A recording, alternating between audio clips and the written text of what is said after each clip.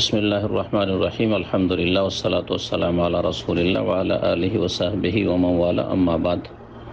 আজ 26শে সফর 1442 হিজরি মোতাবেক 13ই অক্টোবর 2020। আমাদের কাছে যে কয়েকটি প্রশ্ন এসে আছে ইনশাআল্লাহ তাআলা উত্তর দেব। প্রথম প্রশ্ন, আসসালামু আলাইকুম ওয়া রাহমাতুল্লাহি ওয়া বারাকাতুহু। ওয়া আলাইকুম আসসালাম ওয়া রাহমাতুল্লাহি ওয়া বারাকাতুহু। সম্মানিত শাইখ, কেউ যদি কোরআন পড়িয়ে এর বিনিময়ে পারিশ্রমিক হিসাবে ফি গ্রহণ করে, সেক্ষেত্রে অর্জিত অর্থ কি সঞ্চয়, বিনিয়োগ অথবা দান করার ক্ষেত্রে ব্যয় করতে পারবে, নাকি শুধুমাত্র বেঁচে থাকার জন্য যে পরিমাণ অর্থের প্রয়োজন শুধু এতটুকু গ্রহণ করতে পারবে? এ বিষয়ে ইসলামের দিক নির্দেশনা জানতে চাচ্ছি। জাযাকাল্লাহ খাইরান।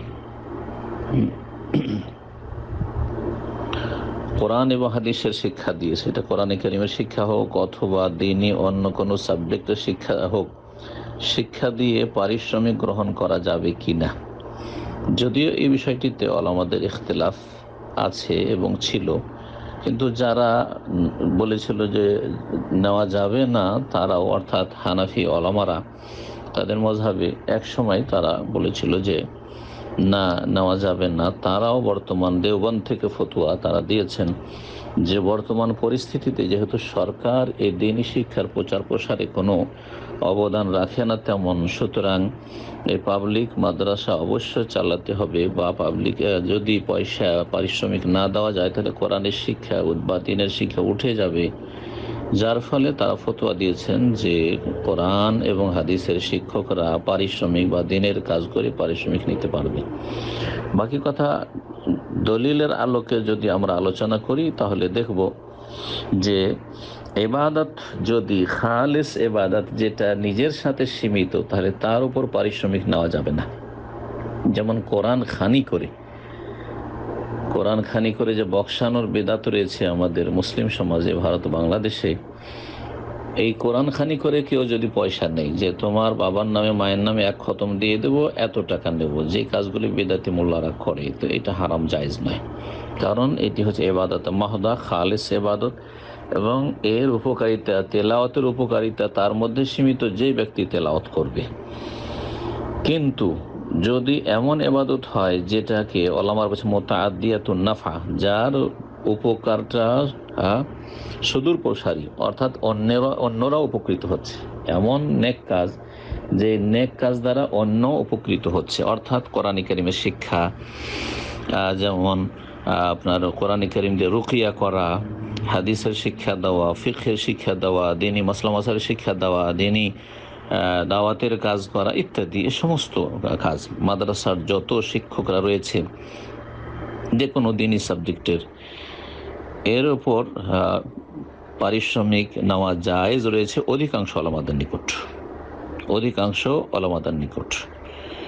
খেলাফান লিমুতাকাদ্দিমিল হানাফিয়া, ফুকাহা কেরাম বলছেন যে প্রথম যুগের হানাফি ওলামারা এটা নিষেধ করতেন, কিন্তু যেমনটা বললেন যে পরবর্তীকালে তারাও অধিকাংশ আইম্মায়ে কেরামদের সাথে একমত যে কোরআনী শিক্ষার উপর এবং কোরআন কারীম দিয়ে অন্যকে উপকৃত করে, সেটা ঝাড়ফুঁকের মাধ্যমে হোক অথবা দ্বীনি শিক্ষা দেওয়ার মাধ্যমে হোক, পারিশ্রমিক নেওয়া জায়েজ। এর দলিল, বেশ কিছু দলিল রয়েছে, তার মধ্যে সহিহ বুখারীর হাদিস নম্বর 5405, আব্দুল্লাহ বিন আব্বাস রাদিয়াল্লাহু তাআলা আনহুমা থেকে বর্ণিত, একদল নবী সাল্লাল্লাহু আলাইহি ওয়াসাল্লামের সাহাবায়ে কেরামগণ এক এলাকা দিয়ে অতিক্রম করেছিলেন যেখানে পানি ছিল।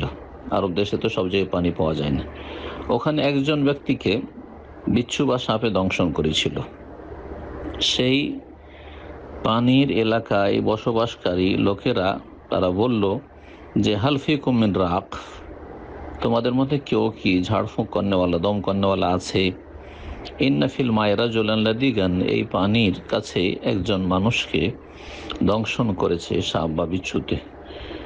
একজন সাহাবী গেলেন, ফাকারা বিফাতিহাতিল কিতাব, সূরা ফাতিহা পড়লেন, আর পড়ে দম করলেন, লোকটি ভালো হয়ে গেল। চুক্তি করেছিলেন 30টি ছাগলের, 30 জন সাহাবীরা তারা ছিলেন। সেই ছাগলগুলিকে সাহাবায়ে কেরাম রাসূলুল্লাহ সাল্লাল্লাহু আলাইহি ওয়াসাল্লামের কাছে নিয়ে আসলেন, যে মদিনা নিয়ে যায়, কারণ এটা নেওয়া জায়েজ হবে কি হবে না এটা আমরা নিয়েছি নিজের খেয়ালে। তো হাত্তা কাদিমুল মদিনা আসলেন। ফাকালু ইয়া রাসূল, এসে বলে হে আল্লাহর রাসূল, আখাযা আলা কিতাবিল্লাহ আজরান, এই লোক আমাদের সঙ্গী আল্লাহর কিতাব কোরআনে কারীম পড়ে সূরা ফাতিহা পড়ে দম করেছে আর তার উপর পারিশ্রমিক নিয়েছে। ফাকালা রাসূলুল্লাহ সাল্লাল্লাহু আলাইহি ওয়াসাল্লাম বলেছিলেন, ইন্না আহাক্কা মা আখাযতুম আলাইহি আজরান কিতাবুল্লাহ, সবচাইতে বেশি হক রাখে যার ওপর তোমরা পারিশ্রমিক নেবে তা হচ্ছে আল্লাহর কিতাব। আল্লাহর কিতাবের ওপর পারিশ্রমিক নেওয়া বেশি হক রাখে।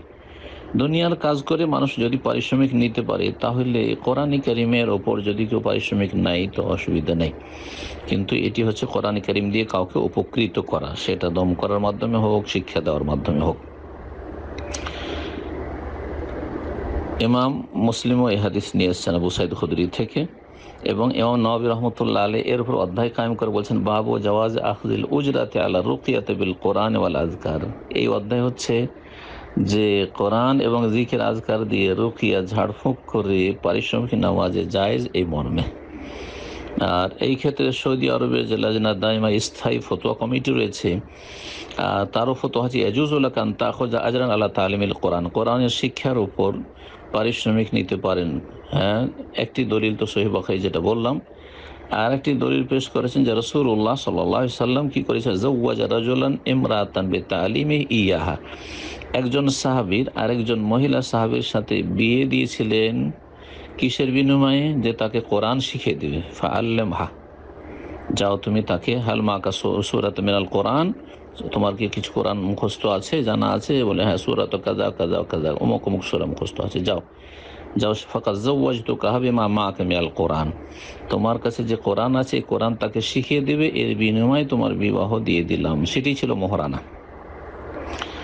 তাহলে বোঝা গেল যে কোরআনে কারীম কাউকে শিখিয়ে অথবা কোরআনে কারীম দিয়ে কাউকে উপকৃত করে তার কাছ থেকে পারিশ্রমিক নেওয়া যাবে। ফতোয়ায় বলা হয়েছে ওয়াইন্নামাল মাহজুর, যেটা নিষিদ্ধ সেটা হচ্ছে আখযুল উজরা আলা নাফসি তিলাওয়াতিল কোরআন, শুধু কোরআন তেলাওয়াতের উপর, কোরআন খানি, কোরআন পড়ে দিব আপনার বাসাতে অথবা আপনার তলবে আর এত টাকা করে নেব, এটা হচ্ছে নিষিদ্ধ, এটা হারাম। ফতোয়া দান করেছেন শেখ আব্দুল ইবনে বাজ রহমতুল্লাহ আলাইহি, শেখ আব্দুর রাজ্জাক আফিফি, শেখ আব্দুল্লাহ হুদাইয়ান, শেখ আব্দুল্লাহ বিন কৌদ, লাজনা দাইমার। এই হচ্ছে ফতোয়া। তো আশা করি বিষয়টি বুঝতে পেরেছেন।